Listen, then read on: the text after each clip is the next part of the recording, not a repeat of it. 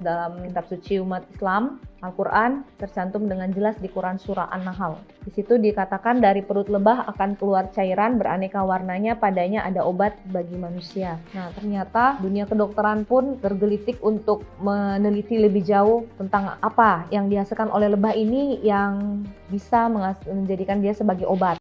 Propolis itu apa? Propolis itu adalah zat yang dikeluarkan oleh lebah, yang dihasilkan oleh lebah dari hasil lebah yang mengambil saripati dari tumbuhan, pucuk-pucuk daun muda yang dia hisap, lebah hisap, getah-getah pohon yang diolah oleh lebah di dalam perutnya, diolah bersama air liurnya, ditempelkan ke sarangnya lebah itu. Jadi menemukan propolis ini, walaupun dikatakan air liur lebah, tapi bukan dari lebahnya langsung yang mengekskresi air liur ini, tapi dari sarang lebah yang dimana sarang ini ditempelkan oleh air liurnya tadi. Jadi penelitian kedokteran itu dimulai tentang propolis ini ketika ditemukan adanya seekor tikus yang mati menjadi bangkai di dalam sarang lebah tetapi tidak mengalami pembusukan bangkainya. Nah, setelah diteliti kenapa tikus ini bertahun-tahun jadi bangkai tapi tidak rusak, setelah diteliti ternyata seluruh bangkai tikus tadi itu diselimuti oleh propolis.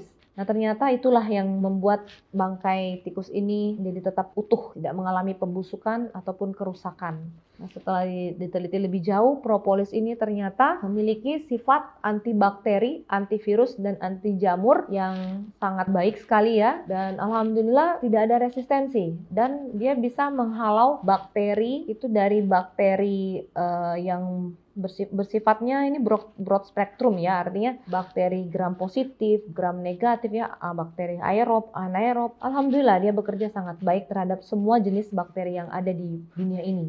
Jadi sangat luar biasa, bisa menjadi suatu hal yang menakjubkan ketika kita punya solusi untuk mendampingi pengobatan medis kita dengan antibiotik alami yang dimiliki oleh propolis ini. Dan luar biasa, propolis ini bekerjanya sangat cepat ya. Jadi kelebihan yang dimiliki oleh propolis antara lain yang saya sangat kagumi, di dalam propolis ini banyak sekali zat yang terkandung dalam propolis. Ada ratusan jenis-jenis zat dan sampai hari ini pun masih terus dilakukan penelitian zat apalagi yang terdapat ini. Itu rahasia dari Yang Maha Kuasa ya, rahasia Allah Subhanahu wa taala.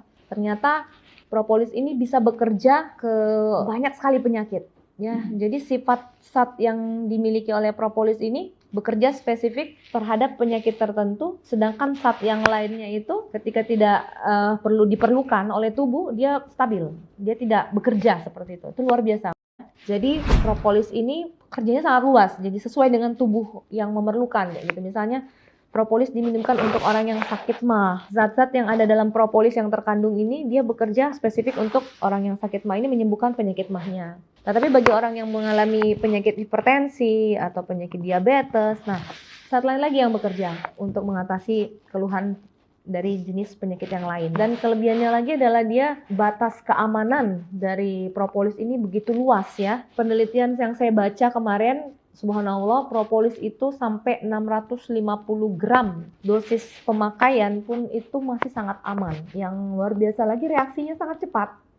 Jadi ketika misalnya contoh ada luka diteteskan propolis itu kurang dari 1 menit pendarahan itu langsung berhenti gitu. Dan karena dia juga bersifat sebagai antibakteri sehingga terjadi yang namanya melindungi luka tersebut dari infeksi. Nah, dan itu kerjanya sangat cepat. Sehingga saya sangat yakin propolis ini sangat layak untuk disediakan di setiap rumah di Indonesia, di negara kita ini, tiap rumah. Karena dia bisa menjadi P3K. P3KK aja ya, pertolongan pertama pada keluhan kesehatan.